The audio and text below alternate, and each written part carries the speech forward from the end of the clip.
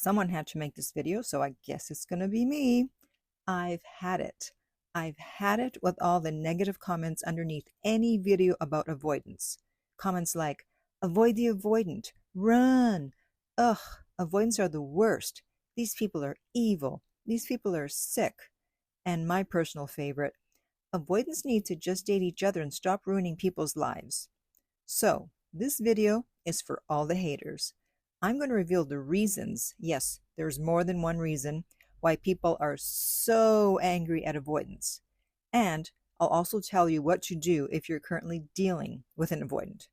Hi, this is Lucia with The Art of Love. I'm a dating and relationship expert specializing in helping you get your ex back or to get over your ex. And welcome back, my beautiful no-contact army. Have you been a good little soldier? If you have, then you've downloaded my app Silencio to help you stay in no contact. The link for that is underneath every single video and podcast. And if you too would like to join our no contact army, all you have to do is hit the subscribe button and the bell notification and you're in. And to read our manual, go to nocontactsecrets.com where you can read 2 free chapters before you purchase the book. Okay, so getting back to that last comment about avoidants just needing to date each other and to stop ruining people's lives. Avoidants are not ruining anyone's life. What they're doing is triggering what's unhealed in others. And that is one of the main reasons that people can't stand avoidance. It's because they trigger deep abandonment wounds, the type of wounds that people spend their whole lives trying not to feel. When an avoidant pulls away right after you've opened up, it hits like a punch in the gut. It feels like rejection on a cellular level. You go from feeling connected to feeling erased. And that's not just disappointment. That's nervous system level panic. That's why the rejection isn't just sadness. It's rage, humiliation, and confusion. You start doubting your worth. You replay every text, every silence. The avoidance silence hits right where it hurts the most. It feels personal, but it's not. Avoidants do not withdraw because of you.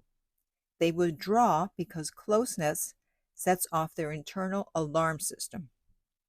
But I know that knowing that doesn't erase the pain because you feel betrayed, you gave emotional access, and they vanished without warning. So people lash out. And yes, I know that avoidance can often come off like emotional Houdinis. They'll say, I've never felt this close to anyone, and then disappear for 2 weeks. And this emotional whiplash, it feels manipulative, even when it's not intentional. They're not trying to hurt you. They're trying to regulate their anxiety about closeness. But from the outside, it looks cruel, cold, and cowardly, the 3 C's. And I'm sure at least one of those adjectives have come to mind when you've thought about their behavior. So people end up projecting malice when it's actually fear.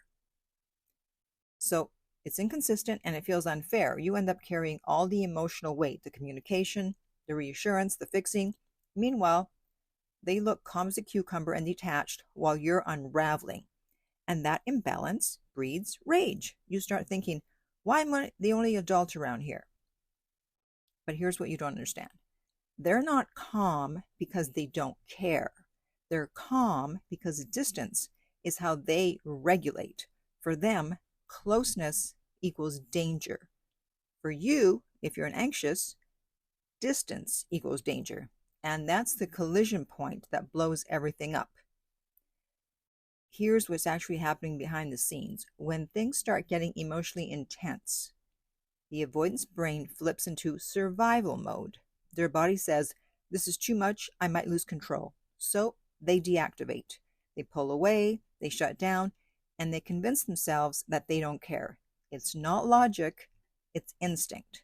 They need space to calm their anxiety. The problem is that space feels like abandonment to you. So you reach out more. You ask what's wrong. You try to reconnect. And that pressure spikes their fear again. It's a vicious loop. You chase to feel safe, they withdraw to feel safe. 2 people protecting themselves in opposite ways, both feeling unloved As you can see, this is a recipe for disaster. Now, another reason people have a problem with avoidance is because it looks personal. When someone can sit there emotionless after telling you they loved you just last week, it feels like a betrayal. You can't reconcile it. So you turn that pain into anger because anger gives you a sense of control. It's easier to call them a narcissist than to accept that they're scared. But deep down, what you're really mad at is the fact that you feel powerless. Avoidance leaves you hanging in ambiguity. No closure, no goodbye, just silence. It's the not knowing that kills people. And the moment you start begging for clarity, you hand them all the control again. And it certainly doesn't help that avoidants rarely take responsibility. They'll often intellectualize their emotions, so they come across as detached or dismissive if you do confront them. And they'll say things like, well, I just need space, or well, I can't do this right now, instead of being real and saying, I panicked because intimacy terrifies me. And that lack of emotional ownership infuriates people who feel blindsided or devalued. And then finally, people are angry with avoidance because anger is easier to feel than grief. You feel grief mixed with powerlessness. When an avoidant discards you, ghosts you, or deactivates you, especially when they seem to care, the mind can't reconcile how someone who loved you yesterday can suddenly act indifferent.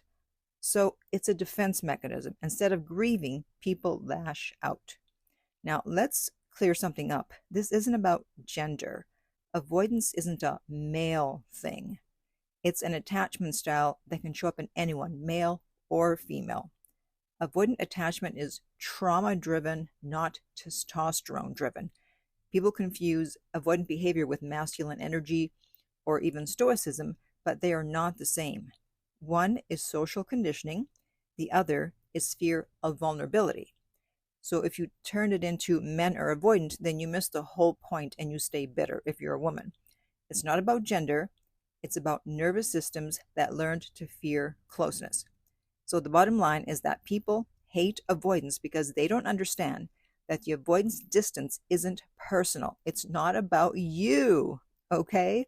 For them, it's about survival. But I know that knowing that doesn't erase the damage it causes. So what should you do if you're dealing with an avoidant? Well, you can't try to fix them. You have to stop being emotionally available. You match energy, you protect your peace, and you let your silence do the teaching. Because every time you overfunction, they underfunction. You're allowed to care, but you're not required to be their emotional rehab center. The most powerful thing you can say with your actions is, I'm here for connection, not confusion. And once you stop chasing, they either rise to meet you or they disappear for good. Either way, you win. Now, finally, to get back to the comment I read earlier about avoidants dating each other, I disagree. The best fit for an avoidant is actually someone secure, who's emotionally grounded and not reactive. Someone who won't chase when they pull away, but also won't disappear in response. And that stability teaches the avoidant that closeness does not equal danger. Now, if you're anxious, my suggestion is that when you find out that you're dealing with an avoidant, you either work on your abandonment issues or you find someone else to date. You are not going to be able to handle it every time an avoidant pulls away, and they will pull away. You're just not going to be able to do it. That's not how you're wired. Okay? So now I want to hear from you. Be honest. Which part of what I said about why people are angry with avoidance hit you the hardest? And in the meantime, if you would like my help to get your ex back, you can contact me at theartoflove.net and we will send you the rates. They are not on the website, and the link to that is underneath every single video and podcast. And if you found this video helpful, be sure to hit the subscribe button so you don't miss out on any future videos. And if you're listening to this as a podcast, also be sure to subscribe so you don't miss future episodes. And finally, remember, love inspires, empowers, uplifts, and enlightens.